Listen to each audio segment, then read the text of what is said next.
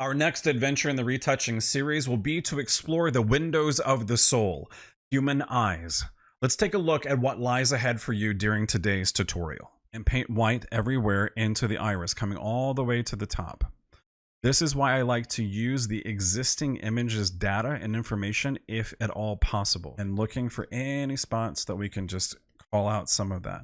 And it's kind of a reverse. By making things darker within the iris, it makes the surrounding areas that are brighter feel like they are brighter.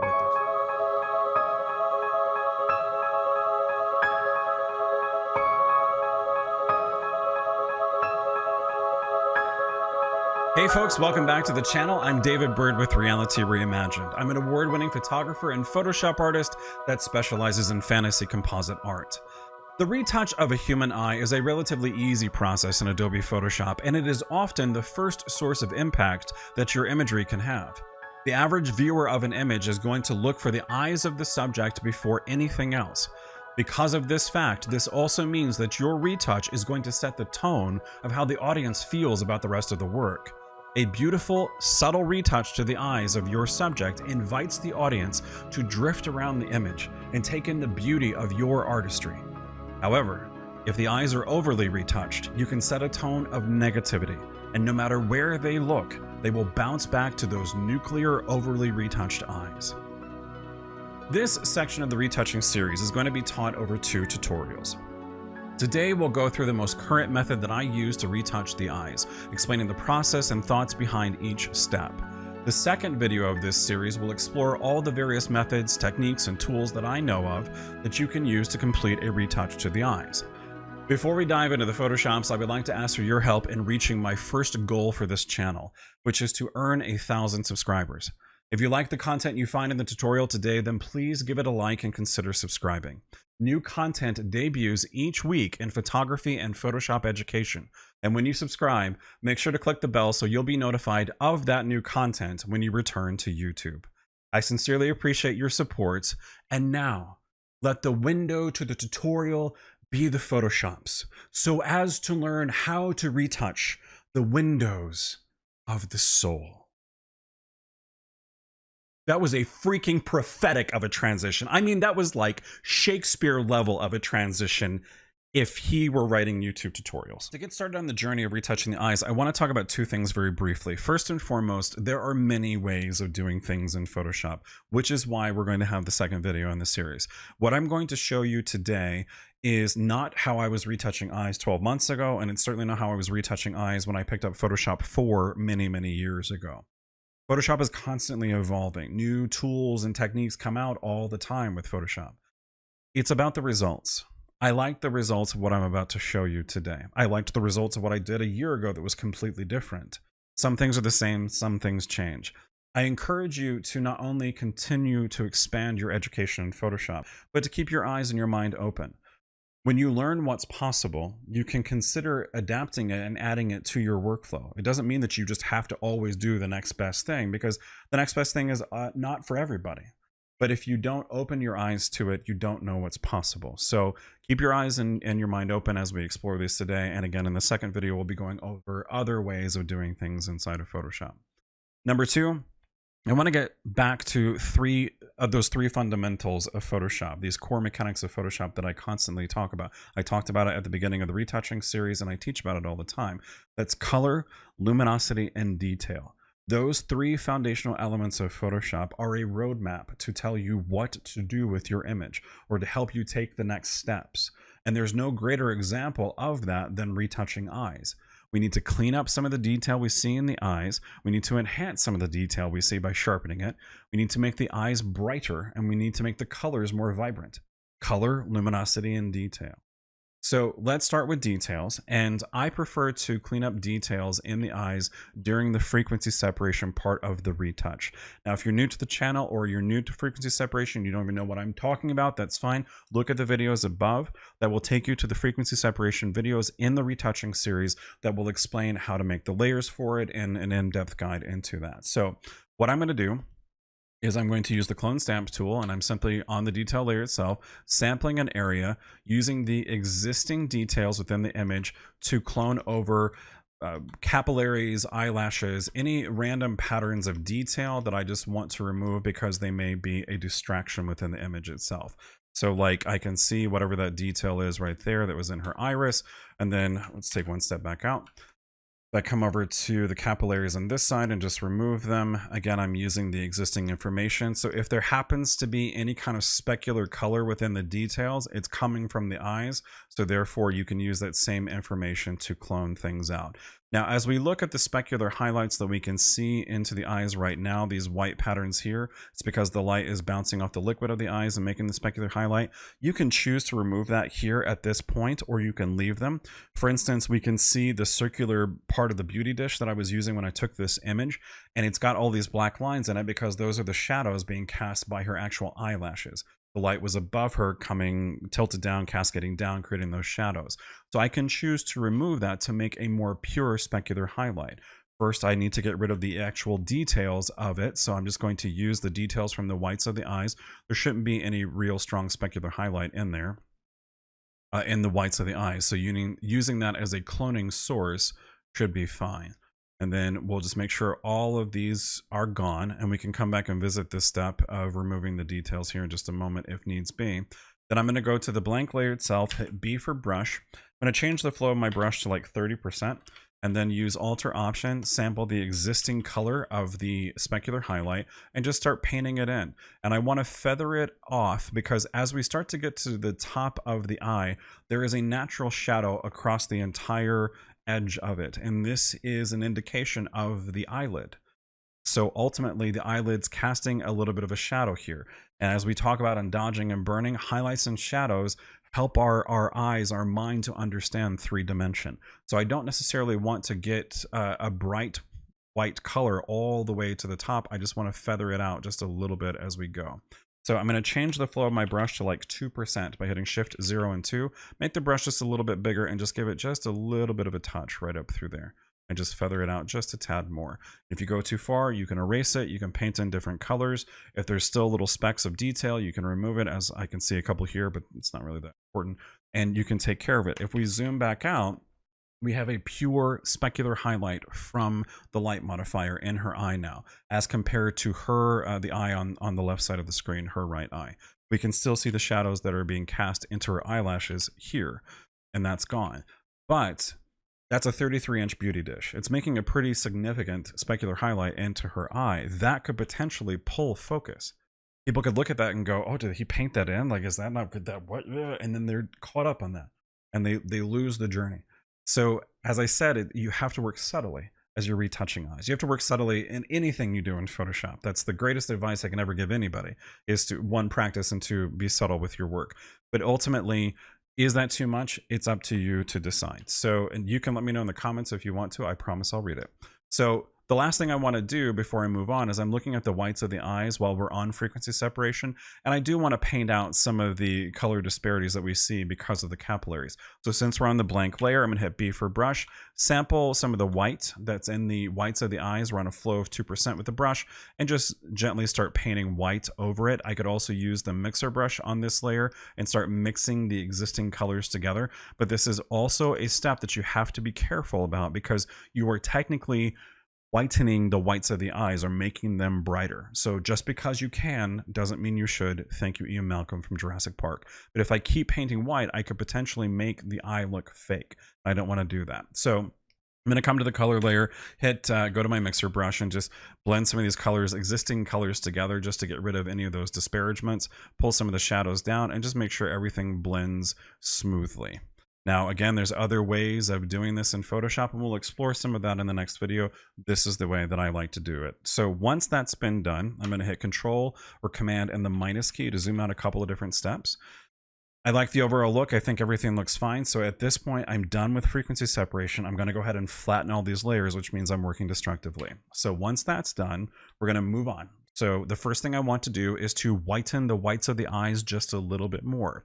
And this is a method that I've been doing for a long time. It's the first way I learned how to whiten eyes, by reading a magazine. And I was like, oh, and reading the instructions, like, oh, and I've still been doing it because it's a simple way to do it. It's an easy way to do it. Is it the only way to do it? Of course not, but it's the way that I like to do it. It's very simple. So what I want to do is I'm going to duplicate the existing background layer. I'm going to do that by hitting Control or Command and the letter J. So once I have my duplicate, I'm going to change the layers blending mode. If you're new to Photoshop and you're a beginner, one of the things that I can strongly recommend that you learn is layer blending modes. I say this all the time when I teach. Layer blending modes, to me, are the most powerful tool inside of Photoshop. The second most powerful tool is a layer mask. Layer blending modes simply tell Photoshop how to interpret this layer in the layer stack. And as we change it, it's going to do different things. Let's talk about it just very briefly. We have sections of layer blending modes, as we can see on the screen. We have normal, dissolve at the top, and then the next section is darken, multiply, color burn, linear burn, and darker color. Guess what those do? Darken, color burn, burn, darker. They make everything darker. The next section, lighten screen, blah, blah, blah, it makes everything brighter. The overlay, soft light, hard light, that third section below, those are ways for Photoshop to start blending down to the image in dealing with ultimately light. So yes, it affects color and so forth, but if you look at it, hard light, soft light, linear light, these are ways for the layer's existing information to blend with the image for light. Difference on down, those are just weird, and we're not even going to talk about them today. So what I want to do with this layer is change it to a blending mode of screen. It automatically makes everything brighter within the image by using the existing information within the image to make everything brighter. So this is obviously too much. I need to put a mask on this and paint it in just over the whites of the eyes. So I'm going to come down to the layer mask icon here in the layers window and hold Alt or Option and click it. And when I do, it's going to make a black mask or a hide all mask. Layer blending modes are the most powerful tool in Photoshop. Layer masks are number 2 for me. So now I'm hiding the entire effect of the layer, and if I paint white onto this mask, it will start to reveal that effect, that screen effect, by making everything brighter. I'm going to change the flow of my brush to 100%. This is one of like 3 or 4 times that I will ever use a flow of 100% on a brush. So I'm going to paint it in everywhere that I see the whites of the eyes, coming up to the tops, right down to the very edges before it gets to that connective tissue right there. There's a medical term for it. I heard it once and I blocked it from my memory because I think it sounded weird. So I'm going to keep painting it in until I fill it in. When I paint, by the way, I don't mind going outside the lines. I prefer to just get it all down in a rough shape. I mean, I try not to just, go Picasso level zigzaggy, but I prefer to get it down and then just make one smooth stroke by painting black along the edge to clean up where I went outside the lines itself. For me, it's a faster way of painting instead of being very meticulous and like very carefully painting along the edge that I don't go outside the lines. And it works for me. If it works for you, then awesome. You owe me $1. If it doesn't work for you, then whatever. I don't care. I do care. You know what I'm saying. So now that I've done that, let's take a step all the way out by hitting Control or Command and the number 0 on the keyboard. This is what I was talking about with nuclear white eyes. Now, I make that as a lighthearted joke, but I know as folks are first stepping into retouching, this is usually one of the first, and I'm going to call it this, fully aware of the consequences of this word. It's the first mistake that they make. They leave the whites of the eyes too bright, too vivid. It's okay if you do. It's okay if you don't know how to change it. But ultimately, what I was talking about was that the audience is the viewer. They're going to look and they're going to see the eyes. And no matter what else you do to this image, if you leave the whites of the eyes this bright, that's all they'll see in the picture. They'll keep going back to it. It's artificial. It's fake. It just doesn't look real. So it's at 100%. Very simply, I'm going to take the opacity of this layer and just reduce it. I usually go down to 30% and assess from there. Now, for purposes of the video today, I'm not going to retouch her other eye, her right eye, just so we have a nice before and after. But ultimately, when I lower the opacity of that layer, I make sure that I can see both eyes on the screen so that I can make a good judgment call. And then I'll zoom all the way out and make sure that it still makes sense by hitting Control or Command 0 and just looking at it. And even from this distance, it's just a gentle little push to the whites of the eyes. Subtlety is key inside of Photoshop. Everything you do in Photoshop, it must be subtle. So 30% looks fine for me at this point, so we can move on. Now, the next thing that I want to do is to increase the overall luminosity of the iris and the color. And I can do that very easily. So I'm going to, again, use the existing information with this image by making a duplicate layer. I'm going to hit Control or Command and letter J to duplicate it. And then I'm going to move this layer to the top of the layer stack so that it will affect above the layer that we just did that's set to screen. I'm going to change the layers blending mode to color dodge. It makes everything brighter because it's using the existing information to dodge the image. Dodge and burn. Dodge is using artificial highlights to make the image brighter. It's also going to use the color to dodge it. So in a way, it's making the iris brighter, but it's also enhancing some of the existing colors. This is too much, so I need to put a layer mask onto it, Alter Option, and making that black layer mask. Then I'm going to be painting white onto this, B for brush, and I'm going to make sure that my brush's flow is set to 100% and paint white everywhere into the iris, coming all the way to the top. This is why I like to use the existing image's data and information if at all possible, because as we talked about a moment ago, there's that natural shadow right through here because of the eyelid, showing us that sense of 3-dimension. If I'm using the existing data, that shadow is already there. So ultimately, I'm making the iris brighter and enhancing the colors, but when it gets to the top of the eyelid, the shadow is preserved. If you use another method, the way I used to do it was to use a curves adjustment method to make the iris brighter. The curves adjustment layer is ultimately introducing artificial light within the image. And if you were to do it all the way around the iris, it's going to make the entire iris bright.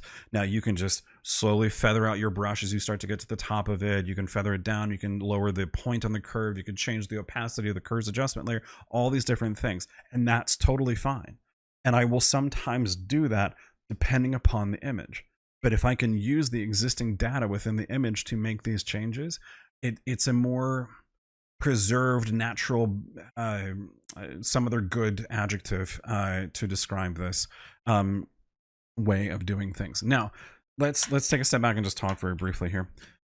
This is a simple beauty shot. Again, one light coming in from above, cascading down. If you do really dark, dramatic lighting patterns, which I will typically do in images, Rembrandt lighting patterns, the one eye that's in shadow isn't going to have a lot of light into it. So if you duplicate the existing layer to use the existing information to make the iris brighter, it's not going to have enough light into it. So you have to use things like curves adjustment layers or levels adjustments or other ways of doing things. That's why we're going to explore them in the second video. This technique will not always be applicable to every single image. It just depends on how much light is in there to begin with. This is the way I like to do things because 90% of the time there's enough light within the eyes to be able to do it. If there isn't, you can use adjustment layers or some other method to brighten the eyes and then do it if you want to. But again, we'll explore those in the second video. So we've made the iris a little bit brighter by using the existing layer. And we put a layer mask onto it. Again, repainted it into the iris. I now want to increase the color of the iris itself. Color, luminosity, and detail. We've done the luminosity. Now I want to increase the color. Easiest way in the world to do that is to make a hue saturation adjustment layer. So I'm coming to the adjustment window, making a hue saturation adjustment layer, and I need to clip it to this layer that we just did to increase the luminosity of the iris. That means when I clip it, it will only affect that layer itself.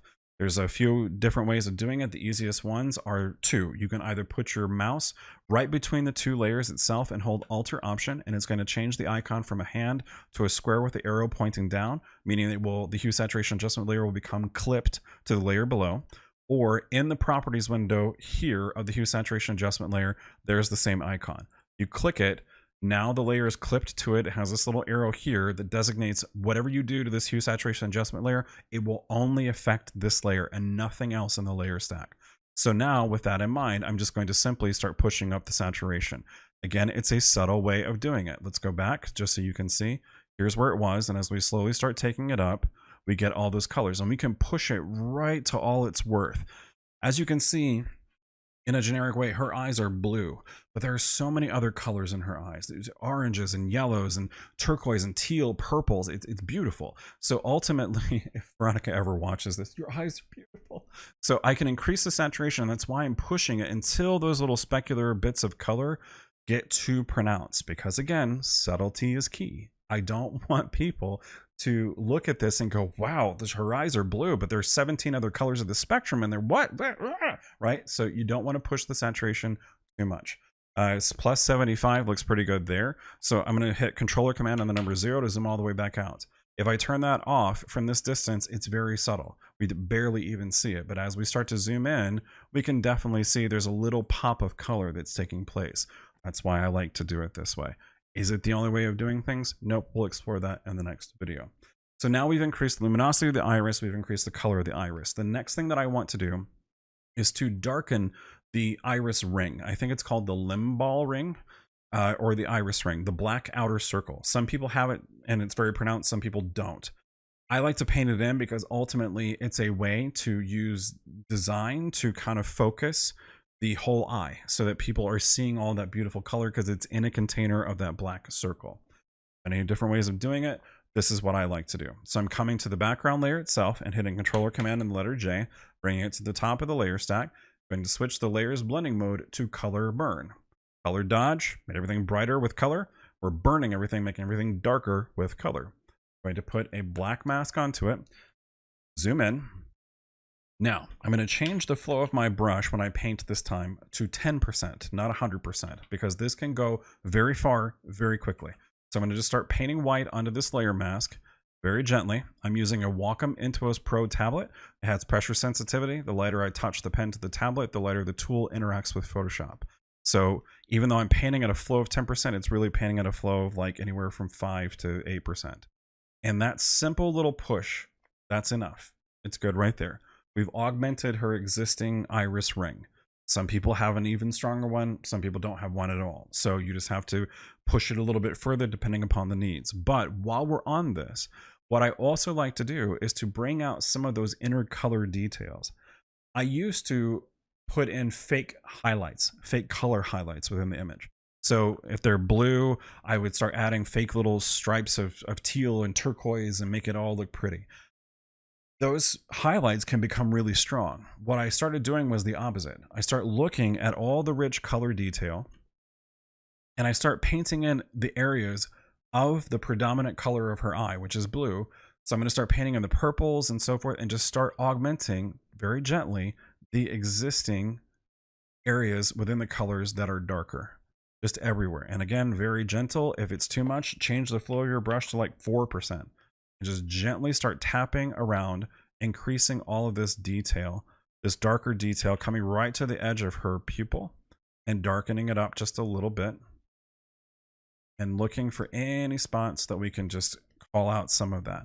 And it's kind of a reverse. By making things darker within the iris, it makes the surrounding areas that are brighter feel like they are brighter, like they're standing out.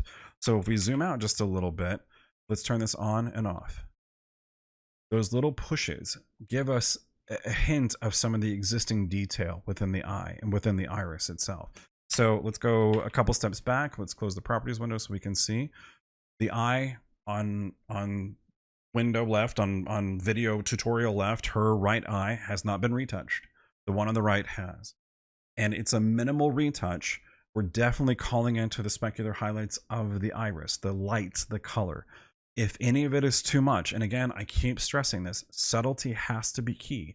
If it's too much, you can back off on one of those layers. This was the layer that increases the overall brightness of the iris. I can start pulling, we did the opacity, no, I'm sorry, those are the whites. Let's come to here. We can start pulling the opacity down just a little bit of the layer itself. And as we do, it's going to make things just a little bit darker. We can do a blend if. And a blend if is a wonderful way to simply let the existing data of the image work with itself. So right now on this layer, we want to simply say, I want the layer below, which is the existing background layer, to come up and through, either based upon the highlights or the shadows. So looking at this dialog, blend if, we have this layer, and these are the shadows, these are the highlights. The underlying layer, which is this background layer, and of course these others, but this background layer, I want the existing shadows of that to come up and through, or I want the existing highlights to come up and through. I want the existing shadows to come up and through because it's going to lessen the overall brightness effect of this layer or this layer. So I'm going to hold Alt or Option and click this triangle. When I do, it separates the triangle and allows the effect to be feathered. And let me turn off the mouse helper here so we can see what's happening. Let's go back. You know what? Let's zoom in just a little bit so you can see. Let's take this all the way back. Look at the overall detail of likeness. It's getting darker because we are feathering the effect with blend if to let the existing shadows of the base image come up and through. We could do the same up here, but there isn't a lot of dark data and it's going to take the highlights away pretty quickly. If we let the existing shadows come up and through, you get a little bit more of a realism, more sense of realism, a better result. So blend if is a way to blend all of that, the mask, all kinds of different options there. Once that's all complete, the final step would be, again, color, luminosity, and detail would be to sharpen the entire eye. And I typically do that at the end of the retouching process. For an image like this, where it isn't a fantasy composite, I'm not doing anything else but just a general good retouch, I would enhance the eyes last. And I would not add any sharpness specifically to just the eyes. I would do that globally, where I would start sharpening her nose, her mouth, her eyes, her eyebrows, certain areas within the body to call attention to it and to drive the audience's focus to it by using details, by using sharpness itself. Many different ways of doing that. I'm going to go ahead and flatten the image real quick to show you one of them that I like to do more often than not. I'm going to duplicate the layer itself, and then I'm going to come up to filter and come down to other and then go to high pass. High pass is a way to start increasing the overall details, all of them with the image. It's not like sharpening, it's enhancing the existing details by ultimately enhancing the contrast between the details themselves. Hence this slider for radius. The higher we take this up in the pixel count, the more that it's going to expand out the contrast. And that's going to start introducing halos, where essentially you will either have dark shadows along edges or bright highlights along edges, depending. Essentially, the higher you take this number of radius, the worse it's going to look. So keep the radius low. I'm going to say 3 pixels is probably fine and hit OK. Now, this layer is a little funky because, again, it's just dealing with the details, so to speak, and the contrast between them. So I just need to change the blending mode of this layer. And if I change it to, let's say, overlight, let's start there. Overlight, overlay. Overlay is kind of the sharpest way. Linear light is actually, I think, the sharpest within this subsection of the layer blending mode. So here, overlay, soft light, hard light is getting it a little bit crisper. If we go to linear light, it's as crisp as it's going to get. I prefer actually soft light or overlay because it's a nice subtle push to the details of this pass. And if I make a black mask onto this layer, hide all mask, and paint white at 100% flow and opacity just over the iris itself, we really push out those details themselves. I can do it along the eyelashes, the bottom of the eyelashes. I don't want to do it in the whites of the eyes because ultimately that doesn't necessarily need to be brought out. You do it over the eyebrows. Again, this is one of those steps I do at the very end of the retouching process once I have done everything within the image that needs to be there. This is a subtle retouch of the eyes using some very simple methods. And I wanted to show that today because, again, I know that a lot of folks are coming to this channel because they're new to Photoshop and they're learning new things. And so this is a very easy way of doing this. There are other ways of doing it that may be more advantageous depending upon the image, depending upon the lighting pattern and the needs of the image. But if you have an evenly lit image, you have a decently lit image, whether it's inside a studio or outside, as long as you got enough light within the image at its base, this method will be able to get you where you need to go. So let's have some final thoughts and finish up the tutorial today. There's so many things we can sum up in these final thoughts, but I just want to sum up one. And I want to go back and say, subtlety is key. Always in Photoshop, subtlety is key. Because that sense of driving the audience's focus, that's the goal. I mean, yes, if you're a photographer for you and you create artwork for you, which is totally fine, then even you are a spectator to your own work. And over time, you can start looking at an image. You can create a piece of art and set it aside for a year and come back. If the whites of the eyes are too bright, I guarantee you that's what you'll see. The common viewer of your image that's never seen it before, never seen your artwork before, if you take any element and go just a little bit too far with it, that can be the one thing that they hyper focus on. And no matter how much of yourself you've poured into the work, how much time you've committed to creating the artwork, that one fatal flaw, it's so vital that you spend time learning why things work in Photoshop and what to do with Photoshop. But it's vital that you spend time doing those things subtly, building them up so that together, all of those various things you do in a retouch, or all the various mechanics that go into creating your artwork, together, they make a beautiful picture when none of them outshines the other. So that ends our journey for today. Again, if you like the content of the video today, please give it a like, consider subscribing so you'll be made aware of when the next video comes out to explore those various ways of doing things. I appreciate the support so much. And until next time, I will see you out there in the world of Photoshop.